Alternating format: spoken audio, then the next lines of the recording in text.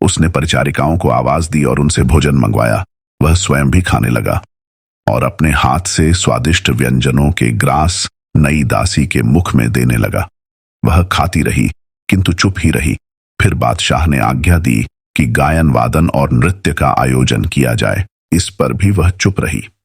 बादशाह ने दासी की परिचारिकाओं से पूछा कि यह कभी बोलती भी है या नहीं। उन्होंने कहा कि किसी ने इसे बोलते क्या मुस्कुराते भी नहीं देखा। खैर, बादशाह ने रात भर उससे विहार किया और तय किया कि उसके अतिरिक्त किसी से संभोग न करेगा।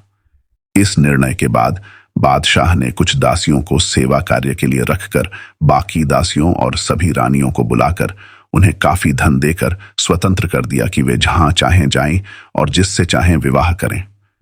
1 वर्ष तक वह प्रतीक्षा करता रहा कि नई दासी उससे कुछ बात करेगी, किंतु जब ऐसा न हुआ तो उसने विकल होकर कहा, मेरी प्राणप्रिया, मुझे बड़ा दुख है कि तुम्हारे बारे में अभी तक कुछ पता नहीं चल सका है।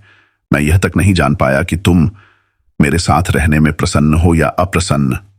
मैं तो तुम्हारे लिए कुछ उठा नहीं रखता हूं। तुम्हारे पीछे मैंने अपनी सारी रानियों और दासियों को छोड़ दिया। कहीं ऐसा तो नहीं कि तुम गूंगी हो?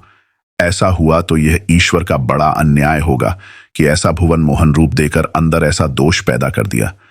अगर तुम गूंगी नहीं हो तो भगवान के लिए कुछ बोलो, क्योंकि तुम्हारे चुप रहने से मैं बड़े कष्ट में रहता हूं। मैं इस सारे वर्ष में भगवान से प्रार्थना करता रहा कि तुम्हारे पेट से मेरा कोई लड़का पैदा हो जो मेरे बाद राजकाज संभाले, क्योंकि मेरा बुढ़ापा आ रहा है और शारीरिक निर्बलता मेरे अंदर घर करती जा रही है। अगर तुम गूंगी नहीं हो तो मुझसे बातें करो। मैं और अधिक तुम्हारी चुप्पी नहीं सह सकता। तुम न बोली तो मैं जान दे दूंगा और मेरी हत्या का पाप तुम पर पड़ेगा। वह सुंदरी यह सुनकर मुस्कुराई और बादशाह की ओर देखने लगी। वह भी समझ गया कि यह कुछ बोलेगी और उसकी बात की प्रतीक्षा करने लगा। कुछ देर बाद वह परम सुंदरी बोली, मुझे आपसे बहुत सी बातें कहनी हैं। मेरी समझ में नहीं आ रहा कि किस बात से आरंभ करूं। आपने इस सारे समय में मुझ पर इतनी दया की है और ऐसा मान दिया है जो वर्णन के बाहर है। मैं आपकी बड़ी आभारी हूं और भगवान से प्रार्थना करती हूं कि वह आपको 125 बरस की आयु दे और आपके शत्रु आपके प्रताप से ऐसे नष्ट हो जाएं जैसे दीपक से पतंगे। आपको कभी कोई कष्ट न हो। एक शुभ समाचार मैं आपको यह देती हूं कि आपसे गर्भ रह गया है। मुझे पूरी आशा है कि मेरे बेटा ही पैदा होगा। इस बीच मुंह से जो कुछ अविनय हुआ इसके लिए मैं क्षमा मांगती हूं। अभी तक मैं इसलिए नहीं बोली थी कि जबरदस्ती यहां लाए जाने से मुझे बड़ा क्रोध चढ़ा था, किंतु अब मैं आपसे जान से प्यार करने लगी हूं। बादशाह इतनी बात सुनकर खुशी से पागल हो गया। उसने उसे खींचकर सीने से लगा लिया और कहा कि गर्भ रहने का समाचार देकर तुमने मेरे सारे दुख दूर कर दिए।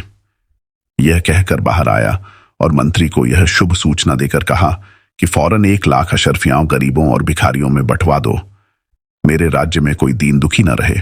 इसके बाद वह फिर उस सुंदरी के पास आकर बोला, माफ करना, मैं तुम्हारे गर्भ धारण के समाचार से इतना प्रसन्न हुआ कि सार्वजनिक दान की घोषणा में विलंब न कर सका।